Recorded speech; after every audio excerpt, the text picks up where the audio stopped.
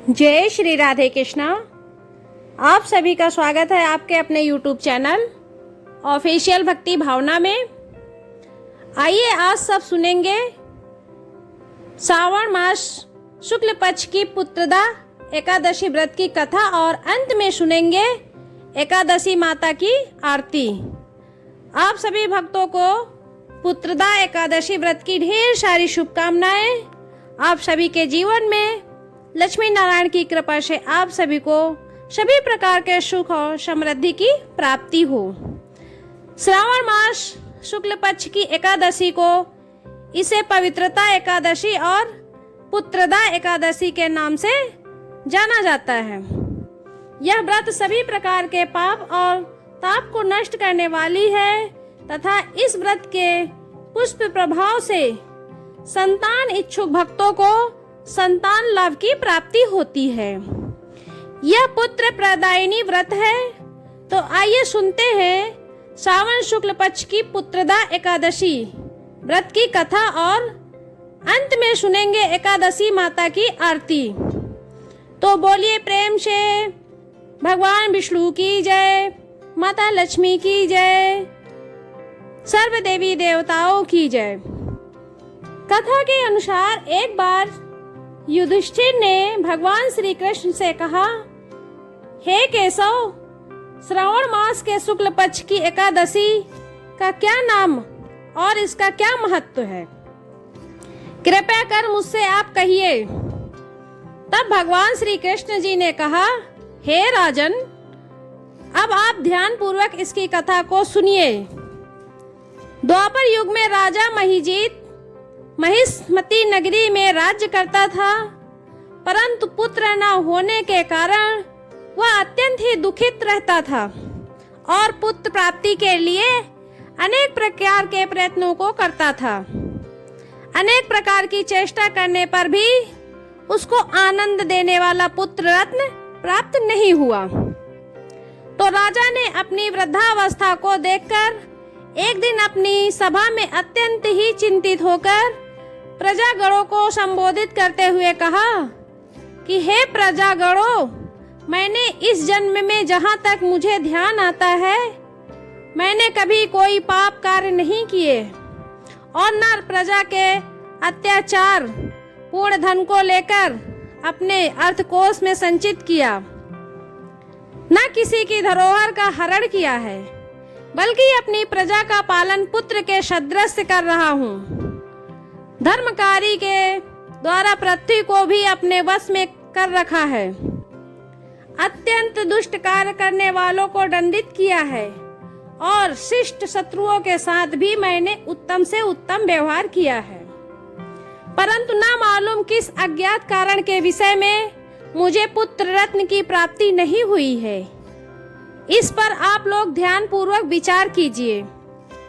इस प्रकार राजा के वचन को सुनकर प्रजाजन और पुरोहित आपस में सम्मति करके राजा के कल्याण के निमित्त वन में चले गए और मुनियों के आश्रम को ढूंढते हुए इधर उधर वन में भ्रमण करने लगे। उसी वन में उन्होंने अत्यंत ही घोर तपस्या करते हुए निराहार जीवात्मा जीत क्रोध महात्मा जो कि लोमस मुनि का उन्होंने दर्शन किया, जो कि सर्वधर्म तत्ववेता एवं सर्वशास्त्र पंगत दीर्घायु थे, जिनके की कल्प के अंत में केवल लोम ही गिरते थे। इसी कारण से उनका नाम लोमस पड़ गया। इस प्रकार उन त्रिकालज्ञ महात्मा लोमस को देखकर सब लोग अत्यंत ही हर्षित होकर निकट जाकर यथोचित रूप से उन्होंने प्रणाम करके उनके पास स्थित हो गए। लोमस मुनि ने सब लोगों को देखकर ये प्रश्न किया कि तुम लोग कहाँ से आए हो और किस कारण से आए हो और यहाँ पर क्यों स्थित हुए हो? तब सभी लोगों ने कहा कि हे मुनिगण महाराज, हम सब लोग अपने कष्ट के निवृत्ति के लिए आपके शुभ स्थान पर आए हैं। वह कष्ट यह है कि हमारा महिजीत नामक राजा अत्यंत ही धर्मात्मा है, परंतु वह पुत्रहीन है। इस दुख से उसे अत्यंत ही व्याकुल देखकर मैं सब आपकी शरण में तपस्या करने के हेतु हम सब एकत्रित हुए हैं। राजा के अहोभाग्य से हम सब लोगों को आपका दर्शन प्राप्त हुआ है, क्योंकि महात्मा एवं मुनियों के दर्शन मात्र से ही मनुष्यों के कार्य सिद्ध हो जाते हैं। अस्तु, अब आप हम लोगों के ऊपर कृपा दृष्टि करके ऐसा उपदेश दीजिए जिससे कि हमारे धर्मात्मा राजा का कार्य सिद्ध होकर उनका कल्याण हो। प्रजाजनों की इस प्रकार बातों को सुनकर क्षण भर तक ध्यान मग्न होकर राजा के पूर्व जन्म के वृत्तांत को समझकर लोमस मुनि ने कहा, यह राजा पूर्व जन्म में अत्यंत ही घोर पापी और महादरिद्र जाति का वैश्य था। अपने व्यवसाय के हेतु इस नगर से उस नगर में और उस नगर से दूसरे नगर में इसी प्रकार बराबर भ्रमण किया करता था। एक समय की बात है, ज्येष्ठ मास के शुक्ल पक्ष की एकादशी को मध्याह्न के समय प्यास से अत्यंत व्याकुल होकर जल के लिए कोई उत्तम स्थान को ढूंढने लगा। संयोगवश उसको एक अत्यंत ही उत्तम और स्वच्छ जलाशय दिखाई दिया। उसको देखते ही जल पीने की इच्छा से उसके समीप गया। उसी समय वहां पर जो कि कुछ दिनों की वाई हुई गौ अपने साथ बच्चों के लिए उसी जलाशय पर आकर जल को पीने लगी। उस समय इस बनिए ने उस जल पीती हुई गौ को हटाकर स्वयं ही जल को पिया। इसी पाप के कारण वह आज निसंतान है, परंतु कुछ पूर्व जन्म के पुष्प के प्रताप से उसको राज्य प्राप्त हुआ है। मुनि जी की बातों को सुनकर प्रजाजन और पुरोहित ने कहा कि हे महाराज, हम लोगों ने पुराणों के द्वारा इस प्रकार सुना है कि पुष्प कार्य करने से पाप नष्ट हो जाते हैं। सो आप कृपा करके इस प्रकार पुष्प का उपदेश करिए कि जिससे पाप नष्ट होकर राजा महिजीत को पुत्र उत्पन्न हो। तब लोमस ऋषि ने कहा कि हे मनुष्यों, श्रावण मास के शुक्ल पक्ष की पुत्रदा नामक एकादशी का व्रत तुम लोग करो और नियम पूर्वक पूजन इत्यादि करके रात भर जागरण करो तथा उसका सब फल अपने राजा को प्रदान कर दो, तो उस राजा को पुत्र उत्पन्न होगा। इस प्रकार लोमस ऋषि द्वारा व्रत के विधान और फल को सुनकर सब लोगों को अपार आनंद प्राप्त हुआ और सब लोग अपने घर को लौट आए।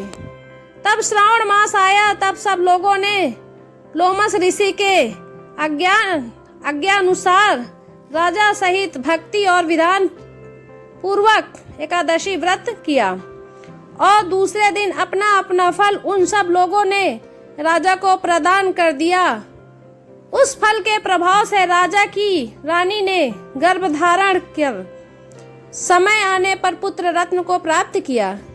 इस प्रकार की यह फलदात्री पुत्रदा एकादशी है।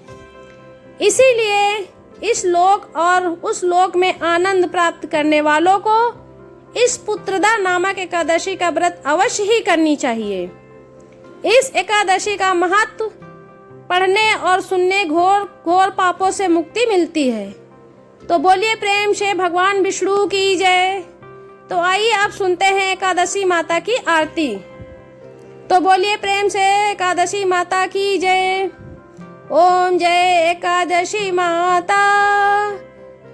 विष्णु पूजा व्रत को धारण कर शक्ति मुक्ति पाता। ओम जय एकादशी माता। विष्णु पूजा व्रत को धारण कर शक्ति मुक्ति पाता। ओम जय एकादशी माता। विष्णु पूजा व्रत को धारण कर शक्ति मुक्ति पाता। तेरे नाम गिनाऊं देवी भक्ति प्रदान करनी। गण गौरव की देनी माता शास्त्रों में वर्णनी और ओम एकादशी माता विष्णु पूजा व्रत को धारण कर शक्ति मुक्ति पाता। मार्गशीर्ष से कृष्ण पक्ष की उन्नति विश्व तारणी जन्मी। शुक्ल पक्ष में हुई मोक्षदा मुक्तिदाता। बन आई ओम जय एकादशी माता। विष्णु पूजा व्रत को धारण शक्ति मुक्ति पाता। पौष के कृष्ण पक्ष की सफलता नामक है। शुक्ल पक्ष में हुए पुत्रदा आनंद अधिक रहे और ओम एकादशी माता विष्णु पूजा व्रत को धारण कर शक्ति मुक्ति पाता नामक सत्य सीता तीला माघ मास में कृष्ण पक्ष आवे। शुक्ल पक्ष में जया कहावे विजया सदा पावे। ओम जय एकादशी माता विष्णु पूजा व्रत को धारण कर शक्ति मुक्ति मुक्ति पाता विजया। फागुन कृष्ण पक्ष में शुक्ल अमल की पाप मोचनी। कृष्ण पक्ष में महाबल की ओम जय एकादशी माता। कामदा धन देने वाली नामक वरुधिनी कृष्ण वक्ष में वैशाख माह वाली ओम जय एकादशी माता। विष्णु पूजा व्रत को धारण कर मुक्ति शक्ति मुक्ति पाता। शुक्ल पक्ष में हुए मोहिनी अपराज कृष्ण पक्षी नाम निर्जला सब सुख करणी। शुक्ल पक्ष रखी ओम जय एकादशी माता। विष्णु पूजा व्रत को धारण कर शक्ति मुक्ति पाता। योगिनी नाम आषाढ़ माह में जानो कृष्ण पक्ष करणी। देवशैनी नामो कहो शुक्ल पक्ष धरणी ओम जय एकादशी माता। व्रत को धारण कर शक्ति मुक्ति पाता। कामिका श्रवण मास में आवे कृष्ण पक्ष कहिए। श्रवण शुक्ल में हुए पवित्रता आनंद से रहिए ओम जय लक्ष्मी माता। विष्णु पूजा व्रत को धारण कर शक्ति मुक्ति पाता। अजा भाद्र पक्ष की परवर्तनी शुक्ला इंद्राश्विनी कृष्ण पक्ष में व्रत से भवसागर निकला ओम जय लक्ष्मी माता।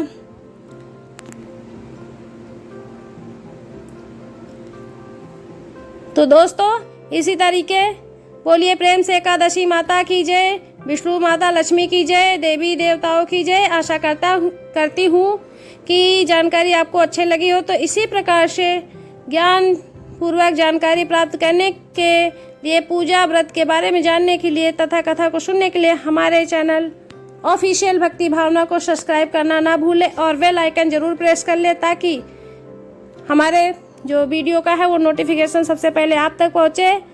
और शेयर करिए, लाइक करिए। धन्यवाद आप सभी का।